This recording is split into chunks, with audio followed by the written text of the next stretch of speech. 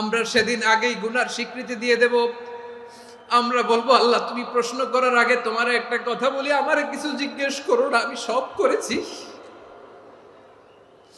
এমন কোন পাপ নাই যে পাপ আমারে দিয়ে হয় নাই। তোমার রহমত দিয়ে তুমি জান্নাতে পাঠাবা, তোমার দয়ায় জান্নাতে যেতে চাই, আমল দিয়ে না। পারবেন বলতে? কিয়ামতের দিন আমরা বলবো, আল্লাহ আমার আমল দিয়ে জান্নাত চাই না, আমি তোমার দয়া দিয়ে জান্নাত চাই। তোমার দয়া ছাড়া আমার কোনো উপায় নাই। লিল্লাহি তাকবীর, নারায়ে তাকবীর, নারায়ে তাকবীর। মিজানুর রহমান আদের সাহেবের আগমন পটুয়াখালীর পক্ষ থেকে। প্রিয় পটুয়াখালীবাসী, আপনারা কেমন আছেন সবাই? আমি তো দেখলাম যে গতকালই এসে আপনারা বসেছিলেন। কষ্ট হয় নাই? সারাদিন খাওয়া দাওয়া করতে পেরেছিলেন তো? নামাজগুলো সময় মতো পড়তে পেরেছেন? মাশাআল্লাহ, মাশাআল্লাহ। আল্লাহ তাআলা কবুল করুক, আমরা পড়ি আমিন। আপনারা শুনেছেন যে প্রতিটি বিভাগে আমরা একটি করে প্রোগ্রাম দিচ্ছি, একবার করে সফর করছি। তারই ধারাবাহিকতায় বরিশাল বিভাগের এই প্রোগ্রাম আমাদের মাসুদ ভাইয়ের কারণে বাধ্য হয়ে আমাকে পটুয়াখালীতে দিতে হয়েছে। মাসুদ ভাই এমন ভাবে ধরেছেন, রিকোয়েস্ট করেছেন, সেটাকে ডিনাই করার, রিজেক্ট করে দেওয়ার সুযোগ আর হয়নি। আলহামদুলিল্লাহ। খুব চমৎকার একটি শহর, অসাধারণ একটি নগরী। আমি উপর থেকে দেখছিলাম, খুব গোছানো, খুবই গোছানো সুন্দর একটি শহর, আলহামদুলিল্লাহ। আর পাশেই আছে আপনাদের বিশাল সমুদ্র সৈকত, যেখান থেকে সূর্যোদয় সূর্যাস্ত একসাথে দেখা যায়, ঠিক কিনা বলেন?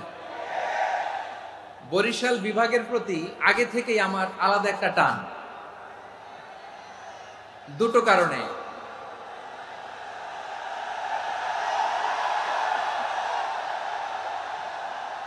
আলহামদুলিল্লাহ, আলহামদুলিল্লাহ, মাশাআল্লাহ। এই গণজোয়ারকে আল্লাহ তাআলা ইসলামের পক্ষে কবুল করে নিক। এই প্রাণ ঢালা উচ্ছ্বাস, ভালোবাসা, এটা কোরআনের জন্য, ইসলামের জন্য, ঠিক কিনা বলেন? কোন অপশক্তি এই গণজোয়ারকে ঠেকাতে পারবে না। কারণ যে ভালোবাসা আল্লাহর জন্য হয় সেটাকে ঠেকানো যায় না, ঠিক কিনা বলে? আমার প্রাণ প্রিয় পটুয়াখালীবাসী ভাইরা, বিশেষ দুটি কারণে বরিশাল বিভাগের প্রতি আমার আলাদা একটা ভালো লাগা। এর কারণ, এই অঞ্চলে আলেম ওলামা বেশি, ঠিক কিনা বলেন? আজকের এই প্রোগ্রামে অনেক কওমি মাদ্রাসার মুহতামিম সাহেবরা এসেছেন, আমি শুনেছি। আলিয়া মাদ্রাসার প্রিন্সিপাল হুজুররা এসেছেন, খতিব সাহেবরা এসেছেন, ইমাম সাহেবরা এসেছেন, মুয়াজ্জিন সাহেবরা এসেছেন। এই বিভাগে আলেম ওলামা বেশি। তার প্রমাণ, এখানে এই বরিশালের ভেতরে আছে সারসিনা দরবার, ঠিক কিনা বলেন? অনেক হাক্কানি একটা দরবার। সারসিনার মরহুম পীর সাহেব হুজুরের খেদমত করেছি আমি অনেকবার, সুযোগ হয়েছিল আমার ছাত্র জামানায়। তো ওনাদের মাদ্রাসা কেন্দ্রিক অনেক খেদমত, আলহামদুলিল্লাহ। তারপর এই বিভাগে রয়েছে চরমোনাই দরবার, ঠিক কিনা বলেন? ওনাদেরও বিশাল মাদ্রাসা, ধর্মীয় অঙ্গনে, মাদ্রাসা অঙ্গনে, রাজনৈতিক অঙ্গনে ওনাদের অনেক খেদমত। তারপরে এখানে আছে ঝালকাঠি এনএস কামিল মাদ্রাসা।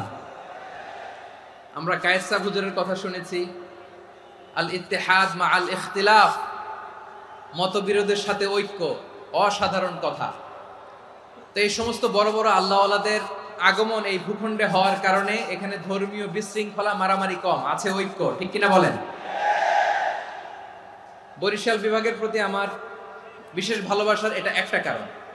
দুই নম্বর কারণ হচ্ছে, আমি ঢাকাতে যে মাদ্রাসায় পড়াশোনা করেছি, দারুন নাজাত সিদ্দিকিয়া কামিল মাদ্রাসা, আমার মাদ্রাসার শিক্ষক মন্ডলীর অধিকাংশ হচ্ছে এই বরিশালের, আলহামদুলিল্লাহ।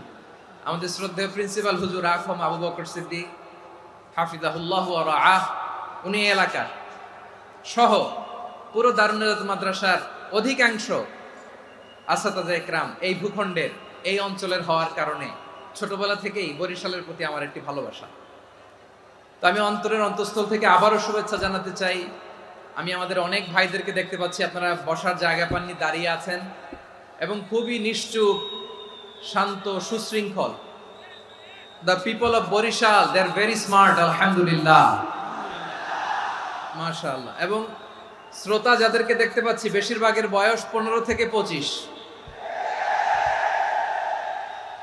জেনজি, যেখানেই যাই জেনজি আমারে ছাড়ে না, মাশাআল্লাহ। এরাই আগামীর বাংলাদেশ, এরাই বাংলাদেশ। এদের হাতে নিরাপদ আমার লাল সবুজের পতাকা, এদের হাতে নিরাপদ আমার 56,000 বর্গ মাইলের প্রতিটি ইঞ্চি মাটি। এজন্য তোমাদেরকে সাবধান থাকতে হবে, সজাগ থাকতে হবে দেশের জন্য, এদেশের সার্বভৌমত্বের জন্য, ঠিক কিনা বলেন? আমার প্রিয় ভাইরা, আপনারা এখন যেমনি নিশ্চুপ, নীরব, very quiet and calm, discipline, I like it, I love it. শেষ পর্যন্ত আপনারা এরকম নিশ্চুপ, নীরব, নিস্তব্ধ, নিঝুম থাকবেন তো আপনারা?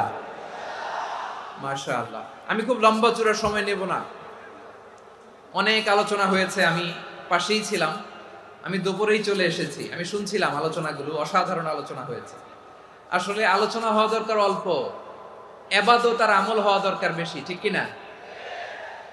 কিয়ামতের একটা আলামত হচ্ছে খুতবুকুম তাওয়িলা ওয়া সালাওয়াতুকুম কাসীরা। কিয়ামতের আগে আমাদের বক্তব্য হয়ে যাবে লম্বা। Your speech will be longer and your salah will be very shorter. বক্তব্য হবে লম্বা, সালাত হবে খাটো। এই নমুনা বর্তমানে আছে না নাই? ঘন্টার পর ঘন্টা, তাও তৃপ্তি মিটে না। অনেক জায়গায় রাত পর্যন্ত, মিডনাইট পর্যন্ত, মধ্যরাত পর্যন্ত আলোচনা হয়, এটা ঠিক নয়। বক্তব্য হবে একেবারে gist, cream of the creams, একেবারে ক্রিম কথাটা আলোচক উপস্থাপন করবেন। হেদায়েত দেওয়ার মালিক কে? ইন্নাকা লা তাহদি মান আহবাবতা ওয়ালাকিন্নাল্লাহা ইয়াহদি মান ইয়াশা।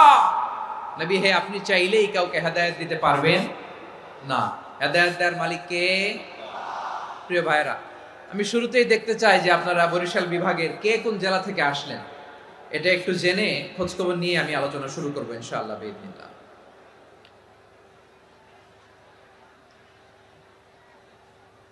প্রিয় ভাইরা,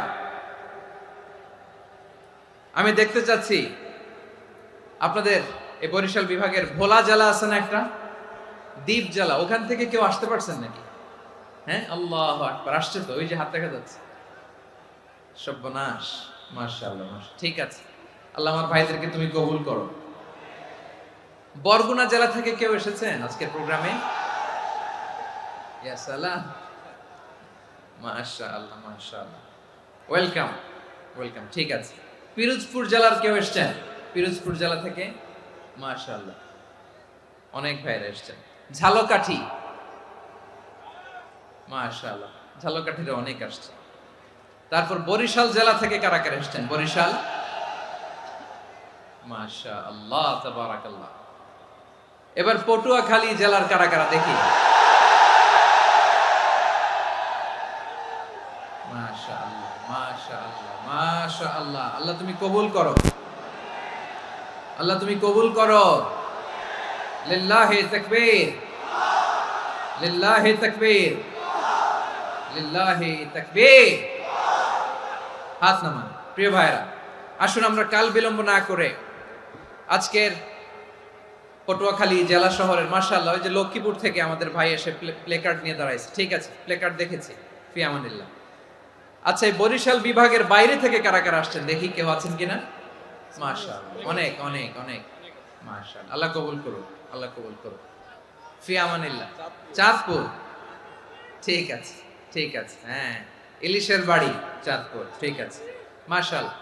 বসুন, বসুন। সম্মানিত ভাইরা, আসুন আমরা মূল আলোচনার দিকে চলে যাই। আজকে আমরা যে টপিকটা নিয়ে আলোচনা করব সেটা হচ্ছে, আমরা যে জীবনে বিপদে পড়ি, আমরা বিপদে পড়লে আমাদেরকে উদ্ধার করে কে? আল্লাহ ছাড়া আমাদের বাঁচানোর কেউ আছে? উদ্ধার করার কেউ আছে? রক্ষা করার কেউ আছে? এজন্য বিপদে পড়লে আমরা চাইবো কার কাছে? আমাদের যাই দরকার হোক আমরা ফরিয়াদ করব কার কাছে? নাকি মাজারে যেয়ে চাবেন? মাজারে যেয়ে যাবেন? অনেকে তো মাজারে যেয়ে কপাল ঘষে, আছে না নাই? মাজারে যেয়ে সন্তান চায়, আছে? এই এলাকায় নাই, এই এলাকার লোকদের আকীদা খালেস আমি জানি। মাজারে যে কপাল ঘষে আর সন্তান চায়। আচ্ছা, মাজারে গেলে সন্তান পাওয়া যায়? আচ্ছা, মাজারে না গেলে যদি বাচ্চা না হতো, গরু ছাগলের যে বাচ্চা হয় ওরা কোন মাজারে মানত করে বলেন? কথা কি বুঝতেছেন? এই যে প্রতি বছর গরু ছাগল ভেড়া এগুলো যে বাচ্চা দেয়, এরা কোন মাজারে যে মানত করে? এজন্য চাইতে হবে একজনের কাছে, তিনি কে? আমার প্রিয় পটুয়াখালীবাসী, মাজার জিয়ারত করা সুন্নাহ। আমরা মাজার জিয়ারত করব, আল্লাহ ওয়ালাদের কবরে যাব, আমরা সেখানে যে সালাম দিব, দোয়া করব, নিজের জন্য করব, কবরে শুয়ে থাকা মাইয়েতের জন্য করব, পুরো মুসলিম উম্মার জন্য করব। কিন্তু কবরে যিনি শুয়ে আছে ওই বাবার কাছে সন্তান চাওয়া যাবে? চাকরি চাওয়া যাবে? সফলতা চাওয়া যাবে? সফলতা দেয় কে? সবাই বলেন নাই, আওয়াজ করে বলেন, সফলতা দেওয়ার মালিক কে? একথাই রব্বুল আলামিন বলেন, ওয়া ইয়ামসাসকাল্লাহু বিদুররিন ফালা কাশিফা লাহু ইল্লা হু ওয়া ইয়ুরিদকা বিখাইরিন ফালা রাদ্দা লিফাদলি ইউসিবু বিহি মান ইয়াশাউ মিন ইবাদিহি ওয়া হুয়াল গফুরুর রহিম। আল্লাহু আকবার। আল্লাহ বললেন, ওয়া ইয়ামসাসকাল্লাহু বিদুররিন ফালা কাশিফা লাহু ইল্লা হু। আল্লাহ যদি তোমাকে কোনো বিপদ স্পর্শ করায়, আল্লাহ যদি তোমারে কোনো বিপদে ফেলে দেয়, ওই বিপদ থেকে উদ্ধার করার তিনি ছাড়া আর কেউ নাই। জোরে বলেন ঠিক কিনা? তিনি যদি কোনো বিপদে ফেলেন, তিনি ছাড়া বিপদ থেকে উদ্ধার করার কেউ নাই। আর তিনি যদি তোমার প্রতি কোনো অনুগ্রহ করতে চান, ওই অনুগ্রহ ঠেকিয়ে দেওয়ার ক্ষমতাও কারো নাই। আল্লাহ যদি আপনার সফলতা দিতে চায়, পৃথিবীর কোনো শক্তি ওই সফলতাকে থামাতে পারে? এজন্য আল্লাহ বললেন, খবরদার, চিন্তা আকীদা খালিস করে নাও। ওয়া ইয়ামসাসকাল্লাহু বিদুররিন ফালা কাশিফা লাহু ইল্লা হু। আল্লাহ বিপদে ফেললে বিপদ থেকে উদ্ধার করার কেউ থাকে না। আর আল্লাহ যদি তোমার প্রতি দয়া দেখাতে চান, অনুগ্রহ করতে চান, ওই অনুগ্রহকে প্রতিরোধ করার মতো ক্ষমতা কারো নাই। তিনি তার বান্দাদের মধ্য থেকে যাকে ইচ্ছা তাকে দেন, যত ইচ্ছা তত দেন। তিনি ক্ষমাশীল, তিনি মেহেরবান। সুবহানাল্লাহ। তিনি ক্ষমাশীল, তিনি মেহেরবান। তাহলে এই আয়াত থেকে আমরা বুঝতে পারলাম, আমরা যদি বিপদে পড়ি আমাদেরকে কেউ বাঁচাতে পারে না। আমার বাবা আমারে বাঁচাতে পারে? হ্যাঁ? আমার মা আমাকে বাঁচাতে পারে? আমার বন্ধু আমারে বাঁচাতে পারে? আমার দলের কর্মী আমাকে বাঁচাতে পারে? আমার পীর সাহেব আমারে বাঁচাতে পারে? আমার পটুয়াখালীর ভাইয়েরা খেয়াল রাখবেন,